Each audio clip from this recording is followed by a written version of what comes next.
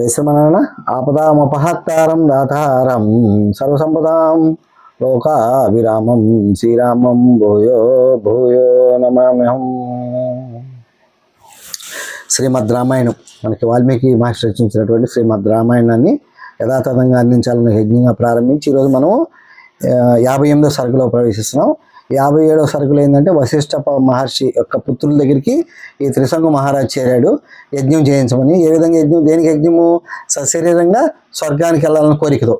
ఎప్పుడైతే వాళ్ళ దగ్గరికి వెళ్ళారో వాళ్ళు ఏం చెప్పారు? పుత్రులు, మా తండ్రే కాదన్నప్పుడు, మా తండ్రే మీకు మీ కులానికి కులగురువు, మరి అలాంటి ఆయనే కాదన్నప్పుడు మేము ఎలా చేస్తాము? అది కరెక్టే కాదు, పద్ధతే కాదని చెప్తున్నాడు. పద్ధతే కాదని చెప్తూ నువ్వు ఇంకా మూర్ఖుల్లాగా ఉన్నావు, ఇది సాధ్యమయ్యే పనే కాదు, మా తండ్రే చేయింపకూడదు అన్నప్పుడు మేము ఎలా చేయించగలము అని వాళ్ళు ప్రశ్నించారు. ఆయనే ఇది చేయడానికి పద్ధతి కాదు, ఇది ధర్మం కాదన్నప్పుడు మేము ఎలా చేయించగలం, కాబట్టి మేము చేయించకూడదు అని తేల్చి చెప్పేశారు. చెప్పి ఏమన్నారు?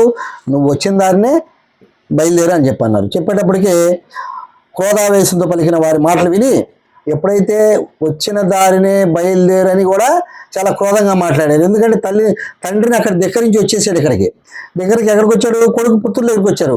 వాళ్ళు ఎక్కడో తపస్సు చేసుకుంటున్నారు, వాళ్ళని ఇబ్బంది పెట్టాడు. మళ్ళీ ఇబ్బంది పెట్టింది కాక తండ్రిని కూడా అవమానపరిచినట్టే కదా. తండ్రి దగ్గర నుంచి వచ్చాడంటే మళ్ళీ బిడ్డల దగ్గరికి వచ్చాడంటే మళ్ళీ తండ్రిని అవమానపరిచినట్టు. ఇక్కడ బిడ్డల దగ్గర కూడా అవమానం పొందాడు.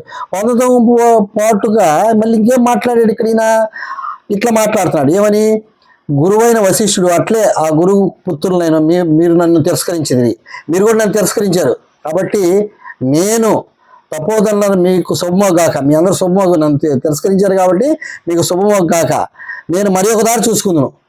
చూడు, చాలా తప్పుగా మాట్లాడాడు. అంటే మీ ఇద్దరు కాకపోతే నేను ఇంకొకరిని తీసుకుంటాను, ఇంకొకరిని గురువుగా తీసుకుంటాను.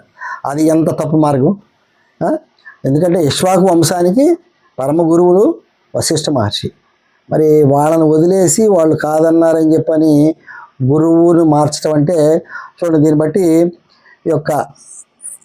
ఈ త్రేతాయుగంలోనే ఇలాంటి సందర్భాలు జరుగుతున్నాయి. ఇప్పుడు జరగడంలో పెద్ద విశేషం కాదు. అట్లాగా గురువునే మార్చాలనుకున్నాడు ఈయన. మార్చాలనుకున్నప్పటికీ ఎప్పుడైతే ఆ మాట అన్నాడో పుత్రులకి ఎక్కడ లేని కోపం వచ్చేసింది.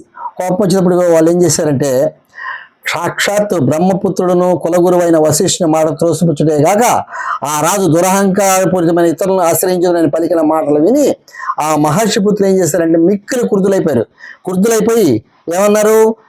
నీవు చండాలత్వాన్ని పొందుగాక, నువ్వు చండాలు అయిపోతావు అని శపించి పడేశారు. ఎప్పుడైతే శపించారో తదనంతరం ఆ మహాత్ములు తమ ఆశ్రమానికి వెళ్ళిపోయారు. వాళ్ళు వెళ్ళిపోయారు. వెళ్ళిపోయిన తర్వాత ఋషిపుత్రులు నుడివిన ఈ శాప ఘోర వచనాలు విని ఆయన మిక్కిలి కినుడై ఇంకా బాధపడబడ్డాడు. అసలుకే సశరీరంగా ఎలా అనుకున్నాడు, దానితో ఇది ఒక నష్టం వచ్చి చేరుకుంది. కినుడై త్రిశంక ప్రభు తన నగరానికి చేరి చింతింపసాగాడు. ఇంకా ఆలోచిస్తున్నాడు ఏం చేయాలి. ఆలోచించినప్పుడు ఏం జరిగింది?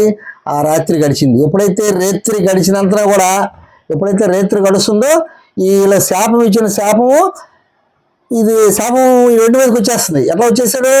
చండాల రూపాన్ని పొంది అప్పటి వరకు ఉన్నటువంటి ధరించినటువంటి ఈ వస్త్రాలన్నీ కూడా నలుపు రంగు మారిపోయినాయి. పితాంబర వస్త్రాలన్నీ నలుపు రంగు మారిపోయినాయి. శరీరం కూడా నల్లదైపోయింది. అలాగే తేజోహీనం అయిపోయాడు. కరుకుదనం వచ్చేసింది. కేశాలు కుర్చమైపోయినాయి. అతను శ్మశానంలోని మాలలను బూడిదను దాల్చిన వాడిలో ఉన్నాడు. కాబట్టి అంత ఘోరంగా రాక్షసులాగా మారిపోయి మెడలో వేసుకున్న ఆభరణాలన్నీ కూడా అంట ఇనుపమయ్యాయి. ఇనుపులాగా ఇనుప ఆభరణాలు అయిపోయిన తర్వాత ఓ రామ, చండాల రూపం పొందిన ఆ రాజును చూసి మంత్రులందరూ భయపడిపోయారు. ఎప్పుడైతే ఇలా మార్పు చెందాడో ఫరార్, అక్కడ ఉన్న మంత్రులందరూ కూడా ఎవరి దారి కూడా తప్పించుకొని వెళ్ళిపోయారన్నమాట. ఎందుకంటే రాక్షసత్వం వచ్చింది, చండాలత్వం వచ్చింది, ఏదేం చేయగలడు. మరి ఏదేం చేయాలి కాబట్టి అక్కడ ఎవరు ఉండరు. ఇక ఆయన చుట్టుపక్కలకి ఎవరు ఉండలేదన్నమాట ఆ రూపాన్ని చూసి. ఓ రాఘవ, ఆ రాజు ఒంటిని వాడై రాత్రింబవళ్ళు దుఃఖంతో కుమిలిపోవచున్న ధైర్యం వహించి తపోధనుడై వశిష్ఠుని ఎడల వైరభావం గలవాడును అయిన విశ్వామిత్రుని కడకి చేరాడు. మొత్తానికి ఎట్లాగో చెడిపోయాం కాబట్టి వశిష్ఠుని కాడికి వెళ్తాను అనుకున్నాను కదా మనసులో, అందుకని ఆయన దగ్గరికే బయలుదేరాడు. ఎవరి దగ్గర బయలుదేరాడు? ఇద్దరు. ఇప్పుడు శత్రువుకి మిత్రుడు అవుతాడు. అలాగే ఇప్పుడు ఈయనకి శత్రువు, వశిష్ఠుడికి శత్రుడు ఎవరు? విశ్వామిత్రుడు. కాబట్టి ఆ విశ్వామిత్రుడి దగ్గరికి పోతే ఈ శత్రువు వీళ్ళకి శత్రుడు. కాబట్టి ఇప్పుడు ఈ త్రిశంకు మహారాజు ఆయన ఆదుకుంటాడు ఖచ్చితంగా అని ఇక విశ్వామిత్రుడు బయలుదేరాడు. విశ్వామిత్రుడు బయలుదేరిన తర్వాత శ్రీరామ వశిష్ఠపుత్రుల శాప కారణంగా ఇహపరంలో సుఖాల దూరమై చండాల రూపం ఉన్న త్రిశంకుడు చూసి విశ్వామిత్రుడు అతనిపై జాలి పడ్డాడంట. ఎప్పుడైతే ఆ రూపం చూశాడో ఆ విశ్వామిత్రుడికి జాలి వచ్చేసింది, ఏంది ఇలా అయిపోయిందని. జాలి వచ్చేసి మిక్కిలి ధార్మికుడు మహా తేజస్వి అయిన ముని భయంకర రూపంతో నా రాజు నుంచి కనికరం చూపి నీకు శుభమాగాక అనుచు ఇట్లు వచించాడంట.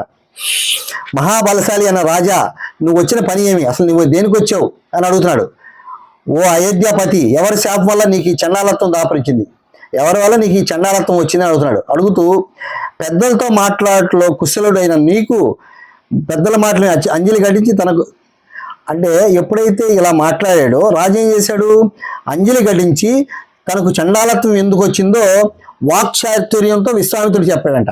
అంతా నేను ఇలా యజ్ఞాలు చేశాను, అన్నీ చేశాను, నేను ఇలా అడిగాను కాబట్టి నన్ను వాళ్ళ పుత్రులు నన్ను ఈ విధంగా శపించారని వాక్చాతుర్యంగా చెప్పగలిగాడు. శరీర స్వర్గప్రాప్తి కలగవాలనైన నా కోరికను నా గురువైన వశిష్ఠుడును ఆయన కుమారులు తిరస్కరించింది. ఆ కోరిక నెరవేర్లు సరిగదా, దానికి తోడు గురుపుత్రుల శాప కారణంగా ఈ చండాల రూపం నాకు ప్రాప్తించింది.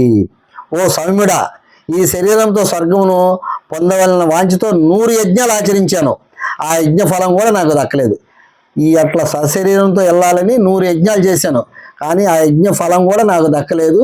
ఇప్పుడు దక్కకపోగా నా యొక్క చండాలత్వం నాకు వచ్చేసింది. ఓ మహాత్మా, నా క్షత్రియ ధర్మంపై నా ఆన ఎట్టి క్లిష్ట పరిస్థితుల్లో ఇంతవరకు నేను ఎన్నడూ అసత్యము పలికి ఎరంగను అని చెప్తున్నాడు త్రిశంకు మహారాజు. ఇక ముందు నేను పలకబోను, అనేక విధముల యజ్ఞాలు ఆచరించింది, ప్రజల ధర్మాలను అనుసరించి పరిపాలించింది, ధర్మాన్ని అనుసరించే నేను ప్రజలను కూడా పాలించాను. నేను ఏ తప్పుడు పని చేయలేదు, ఏ విధంగా అధర్మం చేయలేదు, అన్ని ధర్మ మార్గానే చేశానని చెప్తున్నాడు. చెప్తూ గురువులను మహాత్ములను నా సద్గుణాలకును అలాగే సదాచారం అందరూ కూడా సంతోషించింది. ప్రతి ఒక్క నేను చేసిన పనికి అందరూ కూడా సంతోషిస్తారు.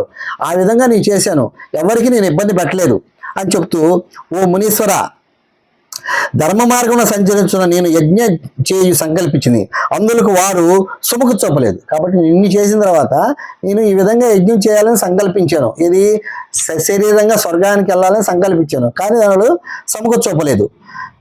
దీన్ని బట్టి చూచినచో ఈశ్వరేచ్ఛయే తిరుగులేంది. కాబట్టి నేనేదో ప్రయత్నం చేయాలనుకున్నాను, కానీ భగవంతుడు దానికి అనుజ్ఞ ఇవ్వాల, వాళ్ళ ద్వారా నాకు చెప్పించాల అని చెప్తూ ఏమంటున్నాడు, ఈశ్వరేచ్ఛయే తిరుగులేదు, దాని ముందు పురుష ప్రయత్నం తలవంచాల్సిందే. ఇప్పుడు సహజంగా ఏంటంటే మనకి ఏ పనులైనా పురుష ప్రయత్నం ద్వారా అవుతాయి.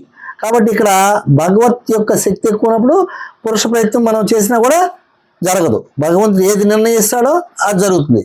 కానీ ఇక్కడ పురుష ప్రయత్నం కూడా ప్రయత్నించాలని చేసినా కూడా, నేను ఎంత ప్రయత్నం చేసినా కూడా నా పురుష ప్రయత్నం కూడా ఫలితం కాలేదని చెప్తున్నాను అన్నమాట. చెప్తూ దాని ముందు సమస్తము దైవమే, ఇహ పరసుఖాలన్నిటి కూడా దైవమే శరణ్యం అని తెలియచుంది. కాబట్టి భగవంతుడే శరణ్యం, నేను ఇంక చేసేది ఏమి లేదు అని తెలియచుంది. నేను మిక్కిలి ఆర్తుడను, దురదృష్టవంతుడను, నాకు దైవం అనుకూలమన్నట్లుగా చేయుటకు మీరే సమర్థులు, మీకు పుణ్యముండును. కాబట్టి ఇప్పుడు మొత్తం కూడా ఎత్తి విశ్వామిత్ర మహర్షిమే పెట్టేశాడు. కాబట్టి దైవాన్ని కూడా నువ్వే అనుకూలించేటట్టు చేసి నా ఈ యొక్క కోరికను నెరవేర్చు అని విశ్వామిత్రుడు భారం పెట్టేశాడు. పెట్టేసి కాబట్టి మీరే సమర్థులు, మీకు పుణ్యముండును గాక, ఇక నేను ఇతన్ని ఎవరిని కూడా ఆశ్రయించను. చూడ ఇక్కడ ఏం చెప్తాను, నేను ఎవరిని ఆశ్రయించను, నిన్నే ఆశ్రయిస్తాను, కాబట్టి నాకు ఇది చెయ్యి అంటూ మీరు తప్ప నన్ను ఆదుకున్న వాళ్ళు ఎవరూ కూడా లేరు. నా ఎడ అనుగ్రహం చూపి దైవము నాకు అనుకూలం అయ్యేటట్టుగా చేయండి అని నా అదృష్టం పొందుటకు మీరే తగుదురు. కాబట్టి నేను నాకు ఈ పని చేయించటానికి మీరే తగినవారు అని చెప్పని విశ్వామిత్రుడిని త్రిశంకు మహారాజు వేడుకుంటున్నాడన్నమాట. అది చండాల రూపంలో ఉండి ఇది జరిగింది. ఇక్కడ మనకేంటంటే వాల్మీకి మహర్షి గారు 24 శ్లోకాలతో ఈ సర్గని పూర్తి చేశారు, ఈ 58వ సర్గని. ఇత్యార్షే శ్రీమద్ రామాయణే వాల్మీకియే ఆది కావ్యే బాలకాండే 58 సర్గ. మంగళకౌశలేంద్రియాయ మహనీయాయ గుణాత్మనే చక్రవర్తి తనూజాయ సర్వభౌమాయ మంగళం. స్వస్తి ప్రజాభ్య పరిపాలయంతం న్యాయేన మార్గేణ మహీషాం గో బ్రాహ్మణేభ్యో శుభమస్తు. నిత్యం లోకా సమస్తా సుఖినో భవంతు. యదక్షర పదభ్రష్టం మాత్రాహీనం తద్భవేత్ తత్సర్వం క్షమతాం దేవా నారాయణ నమోస్తుతే. కాయేన వాచా మనసేంద్రియర్వా బుద్ధాత్మనా వా ప్రకృతే స్వభావాత్ కరోమి యద్యత్ సకలం పరస్మైతి నారాయణేతి సమర్పయామి. ఓం శ్రీమన్నారాయణేతి సర్వే ప్రణయామి. సర్వం శ్రీకృష్ణార్పణమస్తు.